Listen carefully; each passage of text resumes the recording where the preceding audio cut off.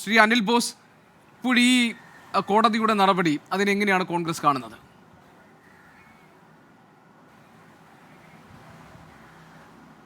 അല്ല, ഇതിനകത്ത് രാഷ്ട്രീയത്തിനപ്പുറം നമ്മൾ നോക്കിക്കാണേണ്ട ഒരു കാര്യം, ഒരു വ്യക്തിയാണെങ്കിലും ഒരു മുഖ്യമന്ത്രിയാണെങ്കിലും അതിൻ്റെ അകത്ത് പദവികൾ നോക്കി നമ്മൾ ആരെയും വിലയിരുത്തേണ്ട കാര്യമില്ല.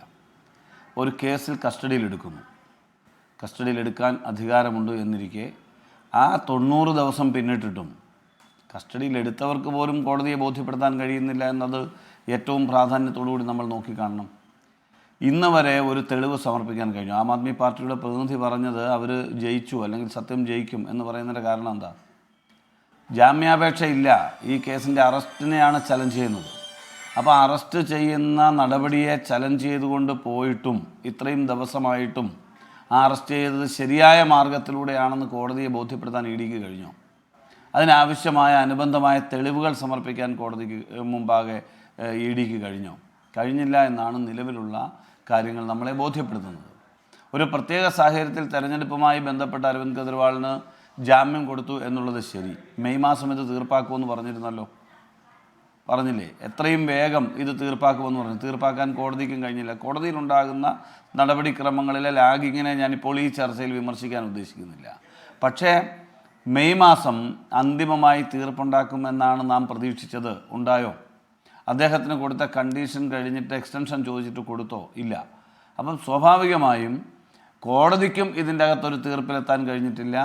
അന്വേഷണ ഏജൻസിക്ക് അദ്ദേഹത്തെ അറസ്റ്റ് ചെയ്ത നടപടി ശരിയായ രീതിയിലാണ് എന്ന് ബോധ്യപ്പെടുത്താൻ. കോടതിക്ക് തീർപ്പിലെത്താൻ കഴിയാത്തത് ശ്രീ അനിൽ ബോസ് ഇതൊരു നിയമപ്രശ്നം എന്ന നിലയിൽ കോടതി പരിഗണിക്കുന്നത് കൊണ്ടല്ലേ ശ്രീ അനിൽ ബോസ്? കാരണം ഇത് വിചാരണ കോടതിയുടെ കയ്യിലല്ല, സുപ്രീം കോടതിയുടെ കൈവശമാണ് ഈ ഹർജി നിൽക്കുന്നത്. അപ്പോൾ ഇതിലൊരു നിയമപ്രശ്നമുണ്ട് എന്ന് കോടതി കണ്ടെത്തിയത് കൊണ്ടല്ലേ വിശാല ബെഞ്ചിന് വിട്ടത്?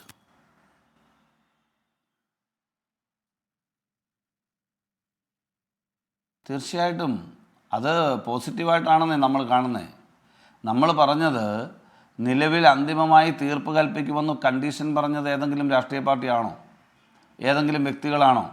ഇലക്ഷനുമായി ബന്ധപ്പെട്ട് അദ്ദേഹത്തിന് ഇടക്കാല ജാമ്യം അനുവദിക്കുമ്പോൾ കണ്ടീഷൻ വെച്ചിരുന്നു, ടൈം ലിമിറ്റ് വെച്ചിരുന്നു. ആ ടൈമിനകത്ത് അദ്ദേഹം തിരിച്ച് കീഴടങ്ങണം എന്ന് പറഞ്ഞിരുന്നു, ഹാജരാകണമെന്ന് പറഞ്ഞിരുന്നു. അദ്ദേഹം ഹാജരായി, അദ്ദേഹം കസ്റ്റഡിയിലാണ്.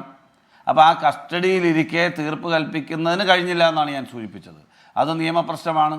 ആ നിയമപ്രശ്നം സുപ്രീം കോടതി 3 അംഗ ബെഞ്ചിന് വിട്ടത് പരിശോധിക്കുന്നു എന്ന് പറയുന്നത് ഏറ്റവും നല്ല പ്രതീക്ഷ നൽകുന്ന കാര്യമാണ്. അരവിന്ദ് കെജ്രിവാൾ എടുത്തിട്ടുള്ള സ്റ്റാൻഡ് അത് ക്ലിയർ ചെയ്യാൻ കഴിയും.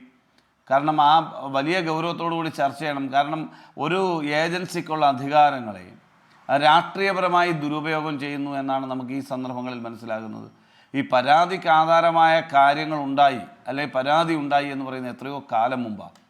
ഏതെങ്കിലും സന്ദർഭത്തിൽ ഇതുമായി ബന്ധപ്പെട്ട് ഒരു കേസെടുത്ത് അദ്ദേഹത്തെ കസ്റ്റഡിയിലെടുത്ത് അദ്ദേഹത്തിനെതിരെ കുറ്റം ചാർത്തി ഒരു FIR ഇട്ട് നടപടികൾക്ക് പോകാൻ എന്തേ പരാതി കൊടുത്ത സന്ദർഭത്തിൽ ഗവൺമെൻറ്റും ഏജൻസികളും തയ്യാറായില്ല? ഒരു തെരഞ്ഞെടുപ്പിൻ്റെ പടിവാതിൽക്കൽ നിൽക്കുമ്പോൾ ഇതെന്താ ചെയ്യുന്നത്? അപ്പോൾ ആ തെരഞ്ഞെടുപ്പിൻ്റെ പടിവാതിൽക്കൽ നിൽക്കുമ്പോൾ എൻഫോഴ്സ്മെൻറ്റ് ഡയറക്ടറേറ്റ് എടുത്തിട്ടുള്ള കേസിൽ ആ കേസ് സ്റ്റാൻഡ് ചെയ്യത്തിൽ അദ്ദേഹത്തിന് ജാമ്യം സ്വാഭാവികമായി കിട്ടും. അദ്ദേഹം ജാമ്യത്തിന് അപേക്ഷിച്ചിട്ടില്ല. അപ്പോൾ ആ സ്വാഭാവിക ജാമ്യം കിട്ടുമെന്ന് വരുമ്പോൾ CBI ഉപയോഗിക്കുന്നതിലെ പൊളിറ്റിക്സ് എന്താ എനിക്ക് മനസ്സിലാകുന്നില്ല. അദ്ദേഹം എക്സ്പെഷ്യലി അദ്ദേഹം ഒരു മുഖ്യമന്ത്രി കൂടിയല്ലേ. മുഖ്യമന്ത്രി ആയതുകൊണ്ട് നിയമത്തിൽ വിട്ടുവീഴ്ച ചെയ്യണമെന്നല്ല ഞാൻ പറയുന്നത്.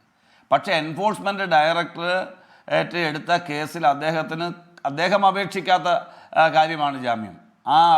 അത് കോടതി നൽകുന്ന സന്ദർഭത്തിൽ അദ്ദേഹത്തെ വീണ്ടും പൂട്ടിക്കെട്ടാൻ വേണ്ടി CBI ഉപയോഗിക്കുന്ന രാഷ്ട്രീയമാണ് നമ്മൾ ചർച്ച ചെയ്യപ്പെടേണ്ടത്.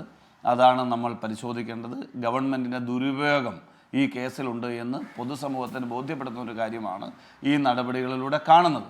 പിന്നെ അരവിന്ദ് കെജ്രിവാൾ ഇപ്പോഴും ഉയർത്തിയിട്ടുള്ള തർക്കപ്രശ്നം കോടതി അതിൻ്റെ വ്യത്യസ്ത തലത്തിൽ അത് പരിശോധിക്കുന്നു എന്ന് പറയുന്നതിനെ ഞാൻ പോസിറ്റീവായിട്ട് കാണുന്നു. മുന്നോട്ടുള്ള കാലത്ത് ഇത്തരം കാര്യങ്ങൾ ദുരുപയോഗം ചെയ്യാതിരിക്കാൻ അതിൻ്റെ ചർച്ചയും അതിലൂടെ ഉരുത്തിരിയുന്ന ഒരു ഉത്തരവും ഗുണപ്രദമായി മാറും എന്നാണ് ഞാൻ കരുതുന്നത്.